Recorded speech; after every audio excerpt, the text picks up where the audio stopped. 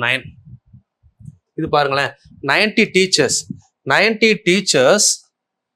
90 ஆசிரியர்களுக்கு எத்தனை மாணவர்கள்? 1500. இப்போ டீச்சர் ஸ்டூடெண்ட் ஒரு கிளாஸ் ரூம்ல 90 டீச்சருக்கு 1500 மாணவர்கள்.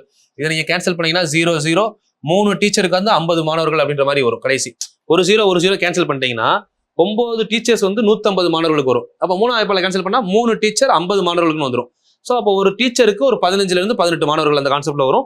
ஸோ நமக்கு அவ்வளவு தூரம் டெப்தா போக வேணாம். நார்மலா பாருங்க, 90 டீச்சர். அப்ப ஸ்டூடெண்ட் எண்ணிக்கை அதிகமாச்சுன்னா அதுக்கேற்ற மாதிரி டீச்சர் என்ன பண்ணணும்? இன்க்ரீஸ் பண்ணணும். அதான் நேர்மாறல். 90 டீச்சருக்கு 1500 ஸ்டூடெண்ட்ஸ். அப்போ 2000 ஸ்டூடெண்ட்ஸ் இருக்காங்கன்னா டீச்சர்ஸ் எவ்வளவு இருக்கணும்னு கேட்கறாங்க. அப்போ டைரக்ட்லி ப்ரொபோஷனல், அப்படியே டிவைட் பண்ண ஆன்சர்.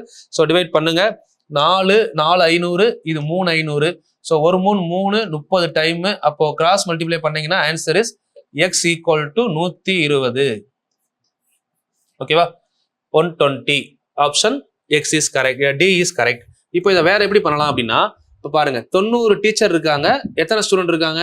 90 டீச்சரை 3 பிரிச்சீங்கன்னா 30 30 30. அதே 1500 ஸ்டூடெண்ட்டை 3 பிரிச்சீங்கன்னா 500 500 500 பிரிக்கலாமா? ஸோ இந்த கான்செப்ட் படி அப்போ 30 டீச்சருக்கு எவ்வளவு ஸ்டூடெண்ட்ஸ்? 500 500 500 இந்த மாதிரி பிரிச்சுக்கலாம்ல. 30 டீச்சருக்கு 500 ஸ்டூடெண்ட். இப்போ நமக்கு 500 500 1500 இருக்காங்களா? இன்னொரு 500 ஸ்டூடெண்ட் எக்ஸ்ட்ரா வந்தா 2000 ஸ்டூடெண்ட். அப்ப 2000 ஸ்டூடெண்ட் அப்படின்னா எத்தனை டீச்சர்ஸ் இருப்பாங்க?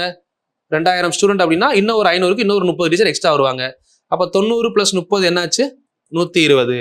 இப்படி லாஜிக்கலா யோசிச்சு ஆன்சர் பண்ணிக்கலாம். இது ஃபார்முலா படி நேர்மாறல்ல போட்டு ஆன்சர் பண்ண முடியும். சரிங்களா?